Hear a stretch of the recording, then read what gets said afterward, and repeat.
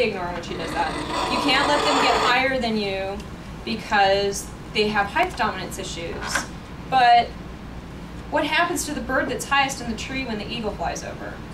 They get eaten. You know, there's no such thing as height dominance in parrots, but it's a very, very easy behavior to train because the most comfortable place in the room, especially if you've been locked in a small cage most of your life, is the highest point that you can be at, and you don't want to be removed from the high point.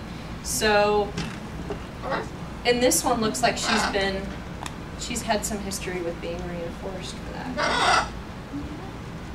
What I would like, so it would be wonderful to be able to target her to a lower place.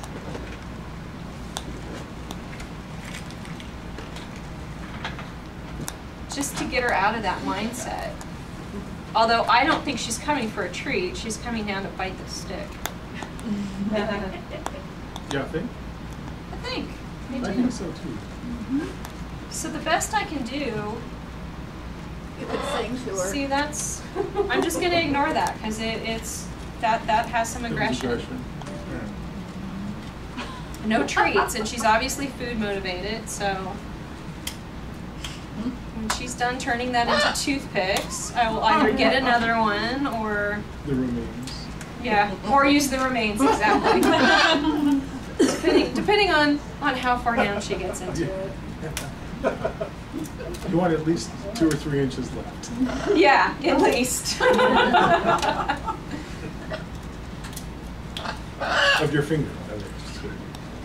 So I guess if I had anything that I could do with this bird in this situation, what I would do is find a lower but larger perch that I can actually work her to. I mean, I'd really already... Step stool? What's that? A step stool so you're above? No? If that would work, maybe. But what I would prefer to do is to have her someplace where she wasn't exhibiting any aggression at all. Get her targeting consistently and target her down below, and just reset her someplace where she's already exhibiting aggression. And you know, if this aggression is coming from being picked up, do some other things other than pick her up from here.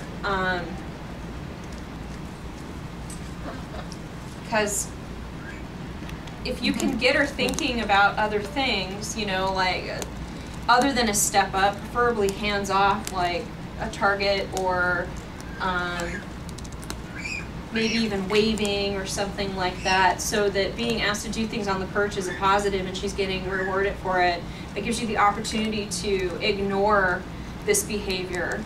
But you gotta have a basis for the training first. So should I try targeting her to a location? Yes. Even if I had a larger perch, even better would probably be the cage, because with the cage you can hold it around, you know, walk it around, take it back, so she has to walk all the way over and touch it. I just don't have anywhere to go with her right there. If she's really solid on the target, then you can get her, like I said, you can get her into this situation and start, you know, getting her to walk around and rewarding her and ignoring the aggressive behavior, and see if you can't work through that.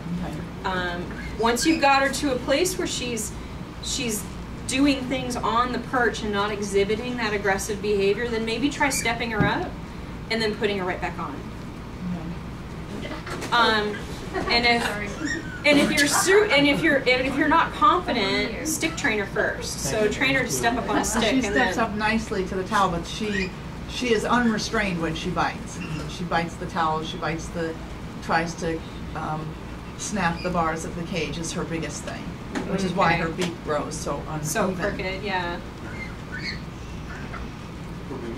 Well, and all of this preening too is obviously not normal preening. It's neurotic preening that's, you know, tied into the aggression. I would even say it was displaced. If you could find a way to work through, you know, giving her something else to think about other than this aggression. Yeah, other than this aggression that she's displaying, she'll probably stop plucking, because part of that is just it's displacement.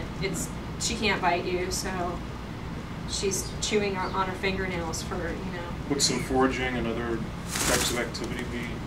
It could help, but looking at her, I'm thinking that a lot of this is coming from aggression. You know, it's not, you know, so It's not is just she? boredom, it's Yeah, it's not just boredom. It's an energy that she has to, you know, that she's not being able to displace. Yeah. So. Have you thought, Noelle, about trying that collar with her, as far as, so she could take out her aggression on that collar? I was gonna clock. actually set it down. That Yeah, as a clock collar? last resort, maybe. I like that behavior. You can have that. Yeah. The other thing you might want to do is, if you're going to work with her on this, have a bowl on it so you can drop the food in and keep your fingers out of the way when you're rewarding her. I really wish I had that right now. And have that low so that you're dropping